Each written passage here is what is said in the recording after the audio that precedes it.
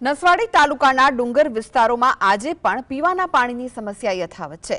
આઝાદીના દાયકાઓ બાદ પણ અહીંના લોકો પાણી માટે વલખા મારવા મજબૂર છે। પીવાના પાણી મેળવવાની પરિસ્થિતિ એટલી ગંભીર છે કે એક પરિવારને માતાના અંતિમ સંસ્કાર માટે પણ પાણી મેળવવા સ્મશાન પાસે ખાડો ખોદવો પડ્યો। નસવાડીના ગનિયાબારી ગામે વિકાસના પોકળ દાવાઓની શરમજનક વાસ્તવિકતા સામે આવી છે। દાયકાઓથી પીવાના પાણી માટે ટળવળતા આ ડુંગરાળ વિસ્તારમાં નળ સે જળ યોજના માત્ર કાગળ પર જ સીમિત છે। મહિલાઓ જીવના જોખમે ખીણના પથ્થરોમાંથી ટપકતું પાણી એકઠું કરવા મજબૂર છે। અહીં એક પુત્રે તેની માતાની અંતિમ વિધિ માટે સ્મશાનમાં ખાડો ખોદીને પાણી મેળવવું પડ્યું, જે પ્રશાસન માટે ડૂબી મરવા જેવી ઘટના છે। ગામની એક મહિલાના અવસાન બાદ તેના પુત્રએ અંતિમ સંસ્કાર માટે સ્મશાન નજીક ખાડો ખોદી પાણી મેળવવું પડ્યું, કારણ કે ઘરમાં એક ટીપું પાણી નહોતું। આ પાણીથી ન માત્ર અંતિમ વિધિ પૂર્ણ કરવામાં આવી, પરંતુ મહેમાનોને પણ એ જ પાણી પીવડાવવું પડ્યું।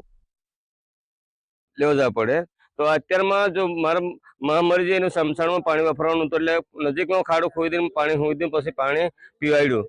અને આ પણ તમને લાગે એવું છે, આમ વિડીયોમાં આપો છો તો મને શું ખોટું જોઈ લેજો।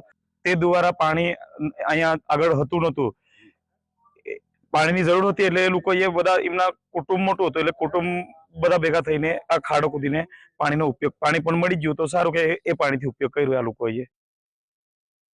આ વિસ્તારમાં 92 કરોડના ખર્ચે બનેલી કુપ્પા પાણી પુરવઠા હોવા છતાં આજે પણ કેટલાય ગામોમાં પાણી નથી પહોંચ્યું। 2022થી શરૂ થયેલી આ યોજના હેઠળ હજુ સુધી માત્ર 73માંથી 40 ગામમાં જ પાણી પહોંચ્યું છે। ઘણી જગ્યાએ સંપ તો બનાવ્યા, પણ તે શોભાના ગાંઠિયા સમાન છે। નળ સે જળ યોજના દ્વારા લોકોના ઘર સુધી ન તો નળ પહોંચ્યા કે ન તો પાણી પહોંચ્યું। હું સરકારને એટલી વિનંતી કરું છું કે ખરેખર અમને પાણીની સુવિધા કરી આપે। કુપ્પા ગામથી પાણીનું પસાર થાય છે, પણ હજુ સુધી અમારે ત્યાં પાણી પહોંચ્યું નથી। હાલ માંજ પાણી પુરવઠા મંત્રી જિલ્લાની સૌથી મોટી યોજનાનું નિરીક્ષણ કરી ગયા, છતાં કોઈ નક્કર પગલાં લેવાયા નથી। અધિકારીઓ પણ માને છે કે આ વિસ્તારમાં લોકોએ પાણી માટે ખાડો ખોદવો પડે છે। ટૂંક સમયમાં એ કામગીરી પૂર્ણ થયેલી પણ એ વિસ્તારના લોકોને, જે પહાડી વિસ્તાર છે અને નીચે નદીમાંથી લગભગ 335 મીટર ઊંચાઈ ઉપર પાણી લઈ જઈને ઉપર સમ બનાવીને ધીરે ધીરે પાણી આ બધા ગામોને મળવાનું છે। આ સ્પેસિફિક ઇસ્યુના બાબતે મને જાણ નથી, પરંતુ એવું છે કે જો યોજના ચાલી રહી છે, આ જ્યારે જેમ જ પૂર્ણ થશે તેમાં ઘણી બધી પ્રોબ્લેમ સોલ્વ થઈ જશે।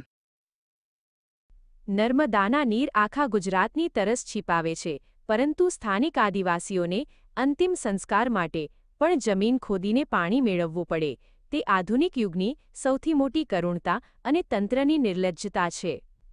રફીક ડણીવાલા, GSTV, છોટા ઉદેપુર।